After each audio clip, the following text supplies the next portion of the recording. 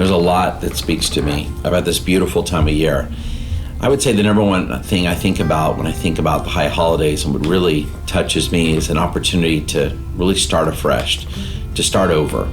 Whether it's our relationship with God, our relationship with our loved ones, our relationship with our community, our relationship with ourselves. Rosh Hashanah and Yom Kippur are the perfect ways in which to end summer, begin a new school and program year, and begin a new season. A chance to start anew, to wipe the slate clean, to be forgiven for any mistakes we made, to forgive others for the mistakes they made, and to start afresh in our relationships with others, and to begin anew as we have an opportunity to again become closer with God and with others and our loved ones. That's what I think speaks to me most about the high holidays.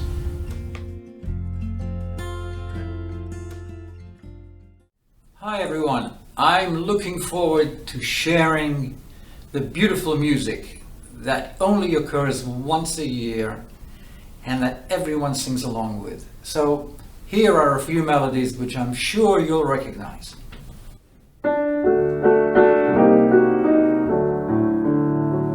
Avinu Malkeinu, Chaneinu Vaneinu, Avinu Malkeinu, Chaneinu Vaneinu, Ki ein banu ma'asim, aseh imanu, tzedaka v'chesed, aseh imanu, tzedaka v'chesed, v'hoshienu.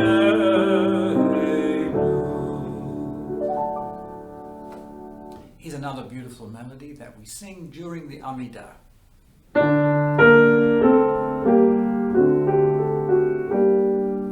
Zochreinu l'chaim, melech hafetz b'chaim, v'chodreinu b'sefer ha'chaim, le'alecha Elohim Chaim.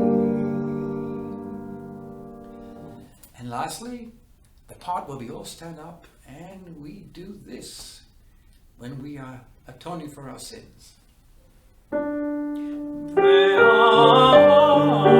kulam elo selichot selach lanu v'chalanu kaper lanu.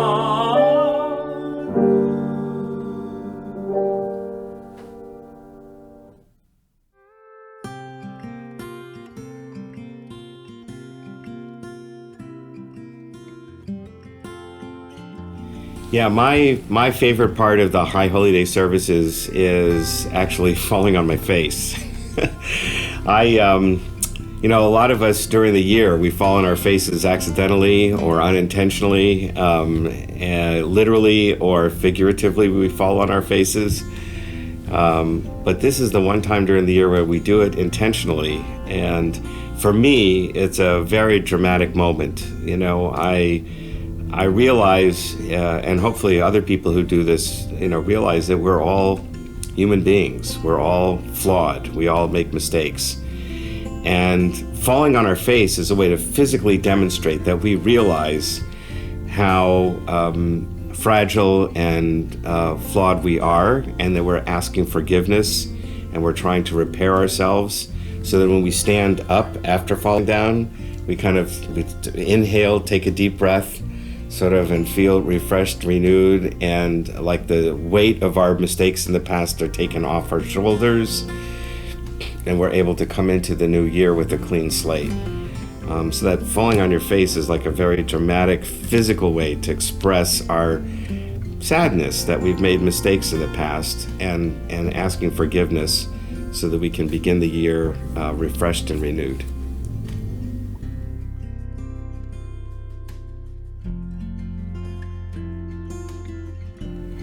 This is going to sound maybe a little weird, but my earliest memory of the High Holy Days is walking outside.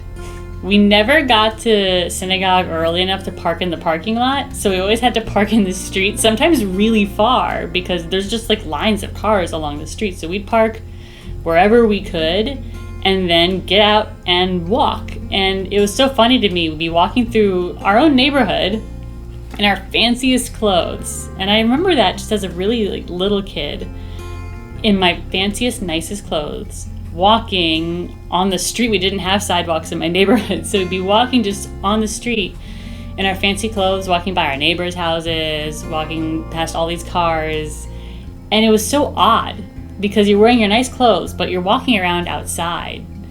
And it kind of, for me, felt like, oh, this day is very different. This day is very special, because when else do you do this? And it kind of helped, that walk to the synagogue in my nice clothes in the gravel in the street, kind of helped get me kind of in that mode. We're going to do something special today. So today is a different day. That's my earliest memory of High Holidays.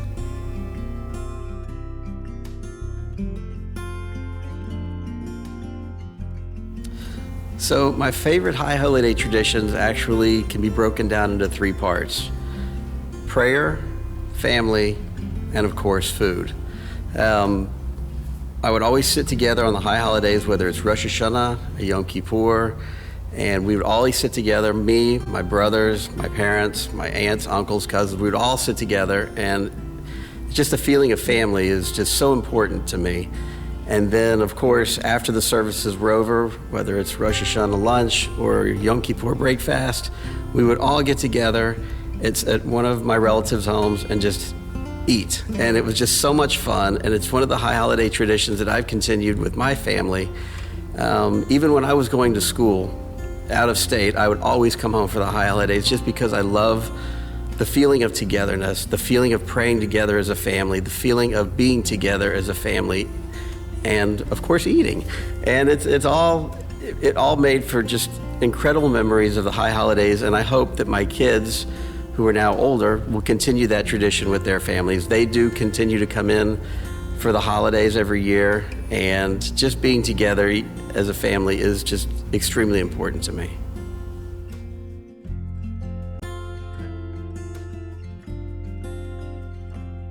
My hope for these High Holidays is it gives us an opportunity I think we need more than ever to take a break, to rest, to check in with ourselves, to gather our strength, and to feel renewed with our Judaism.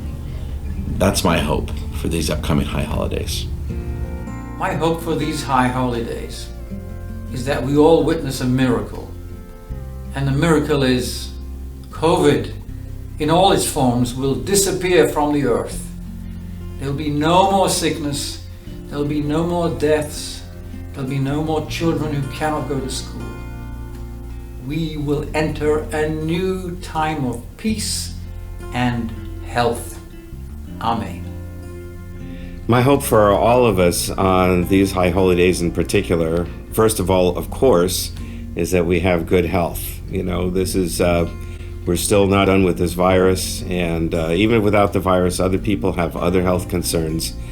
My prayer is that we should all enjoy good health, so that we can enjoy being with our family and friends together, live and in person, in the coming year. And the second thing is that we should experience shalom, peace, but like an inner peace, a tranquility, that we feel like we know that we're doing the right thing. We know that we're comfortable with our friends and our family. We have that inner sense of well-being, of that, and that is part of the idea of shalom, wholeness, completeness. And so my prayer is for good health and shalom, and may we all be blessed with these in the coming new year.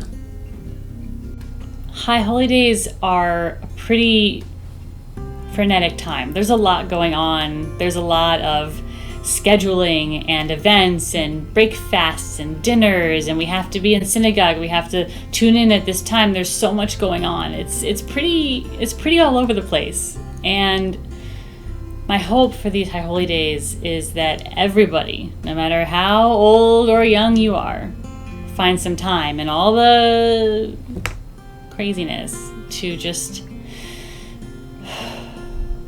take a beat, pause, and realize we are in High Holy Days, the Yamim Noraim, Rosh Hashanah, Yom Kippur.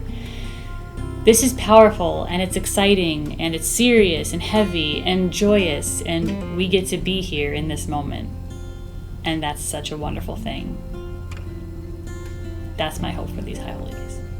Well, my hope is that we can all congregate together as one and get back together somewhat normally, even though the last year and a half have been very, very difficult. As recently as a month ago, I had very high hopes that we would be together, many of us here in the sanctuary, and now, unfortunately, we have this new variant, which is keeping some people away, and even if we're having to wear masks, I completely understand, and whatever makes our congregants feel comfortable, we want what's best for them. But my hope is that we can all be together. I would love to see the Beth Yeshurun main sanctuary, the chapel, the museum minyan. I would like them to be full of people being together, praying together, and hoping together that we will get through this. And maybe next year, hopefully next year, we will be 100% back together again. But my hope is, please God, let us all have a great year. Happiness, and healthy. And please God, let's all be together next year.